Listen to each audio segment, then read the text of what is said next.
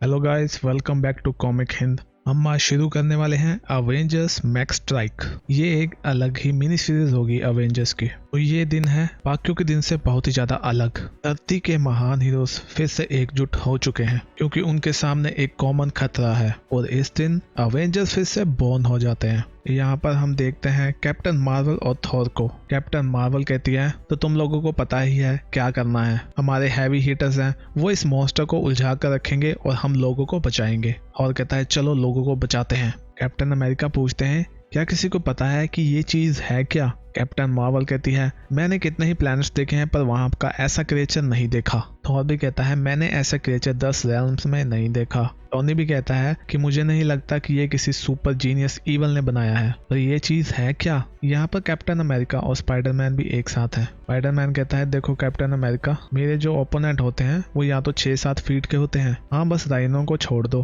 Captain America कहते हैं तुम फिर से शुरू हो गए, तुम्हें पता है ना हमारे पास है कैप्टन मार्वल, आयरन मैन और थॉर। स्पाइडरमैन कहता है और हल्क भी। तो वो कहते हैं हाँ हल्क, राइट, तुमने सही कहा। वो लोग उन मॉन्स्टर को संभालेंगे। वो टीम 1 है और मैं और तुम हो टीम 2। हमारा काम है लोगों को बचाना। और वो लोगों को बचाने के लिए चले जाते हैं। कैप्टन अमेरिका बैनर को कहते हैं बैनर अभी तुम हल्क बन सकते हो। बैनर कहता है वो तो ऐसे कहता है कि ये बहुत आसान है, और यही तो प्रॉब्लम है ना कि ये बहुत ही ज्यादा आसान है। और वो बन जाता है हल्क। वो उस मॉन्स्टर पे हमला करता है और कहता है तुम इस सिटी को स्मैश करना चाहते हो, हल्क तुम्हें बताएगा स्मैश करना क्या होता है, हल्क तुम्हें सबक सिखाएगा। यहाँ पर ब्लैक पैंथर अवेंजर से कहते हैं ये क्रिएचर मुझे लग रहा है टेक्नोलॉजिकल और बायोलॉजिकल सेम टाइम पर। इसका एम बस डिस्ट्रक्शन करना नहीं है बल्कि कंजप्शन करना भी है, जैसे कि बिल्डिंग, कार्स, ये उनको खा जाता है और खुद में समा रहा है। ब्लैक विडो कहती है हाँ और खाकर ये बड़ा हो रहा है, हमें इसका कुछ करना होगा इससे पहले कि ये इतना बड़ा हो जाए कि हम 8 एवेंजर से भी संभल ना पाए। हल्क भी उसको स्मैश कर रहा है और पीट रहा है। कैप्टन मार्वल कहती है मैं हल्क की मदद करने जा रही हूँ और अपना अटैक रन करने जा रही हूँ। यहाँ पर स्पाइडरमैन अपने जालों का यूज करते हुए लोगों को बचा रहा है। कैप्टन मार्वल भी अपनी पावर्स का यूज कर रही है उस राक्षस पर। हल्क भी उस मॉन्स्टर को पीट रहा है। आयरन मैन सबको कहता है कि मुझे बहुत ही बुरी रीडिंग्स मिल रही हैं। जो हमने ब्लास्ट किया उस पर उसका असर उसको नहीं हुआ। मुझे लगता है ये सामान ही नहीं खाता, ये एनर्जी को भी खा जाता है और ये सबसे ये और भी स्ट्रॉन्ग हो रहा है। कैप्टन अमेरिका कहते हैं एनर्जी, तो हल्क को वहां से जल्दी बाहर निकालो। स्पाइडरमैन और ब्लैक विडो भी वहां पहुंच चुके हैं। उस मॉन्स्टर ने हल्क को जकड़ लिया है। कैप्टन अमेरिका कहते हैं हल्क एक जीता जागता गामा रिएक्टर है, वो मॉन्स्टर उससे सारी एनर्जी सोख लेगा और ज्यादा स्ट्रॉन्ग हो जाएगा। स्पाइडरमैन कहता है हमने उसको बाहर निकाल लिया है, वो हमारे साथ है। ब्लैक पैंथर उस बिल्डिंग से छलांग लगाता है और कहता है अवेंजर्स मैं कुछ पागलपन करने वाला हूँ। मेरे पास एक थ्योरी है और उसको प्रूव करने का एक ही तरीका है। वो उस मॉन्स्टर के मुंह में घुस जाता है। सभी लोग चौंक जाते हैं। कैप्टन अमेरिका आयरन मैन को कहते हैं कि उस चीज के पास मत जाना, वो तुम्हारे आर्मर को भी यूज कर लेगा खुद के लिए।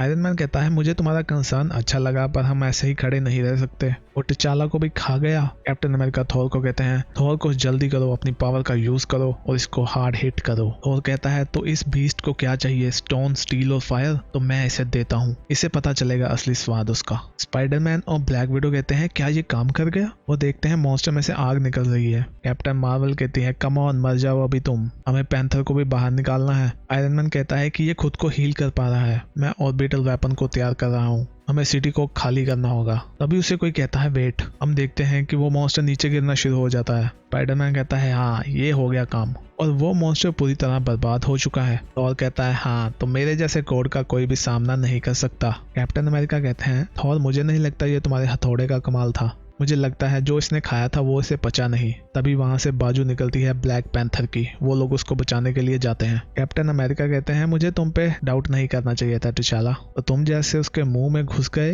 ये अच्छी बात नहीं थी। ब्लैक पैंथर खांसते हुए कहता है हाँ मुझे भी लग रहा था कि मैं मरने ही वाला हूँ, पर मेरे पास एक थ्योरी थी कि इसकी स्टमक वाइबेरियम को नहीं पचा पाएगी, और ऐसा ही हुआ। आयरन मैन भी वहां आता है और कहता है तुम्हें अंदर क्या मिला। ब्लैक पैंथर के हाथ में एक मशीन सी होती है। वो कहता है ये एक पजल है। और ये सीन है एक हफ्ते बाद का अवेंजर्स माउंटेन में। ब्लैक पैंथर कहता है ये एक ऐसा पजल है जो बहुत ही ज्यादा डिफिकल्ट है सॉल्व करने के लिए। मुझे लगता है ये कोई मेमोरी कोर है, ये ब्रेन सेंटर है जिसको ये कहते हैं बायोमैग्नॉइड 3। आयरन मैन कहता है जहां तक हमें कुछ बातें पता चली हैं कि ये इंसान द्वारा ही बनाया गया है, हम इसको क्रैक करके ओपन नहीं कर सकते, इसलिए हम इसके ब्रेन को पार्शली रीड भी नहीं कर सकते, क्योंकि टिचाला ने जब इसको डिसेबल किया तो ये आधा बर्बाद हो चुका था। ये टेक्नोलॉजी का ऐसा लेवल है जिसको हम मैच नहीं कर सकते। हमें लगता है कि ये खुद से चलने वाला वेपन है। ये स्टार्ट भी ऐसे ही हुआ होगा, फिर इसने अपने आसपास का सब कुछ खाना शुरू कर दिया और एक बॉडी बना ली और काफी ज्यादा बड़ा हो गया। स्पाइडरमैन कहता है मेरे 2 क्वेश्चंस हैं। पहला तो ये कि ये चीज सीडी को क्यों खाना चाहती थी।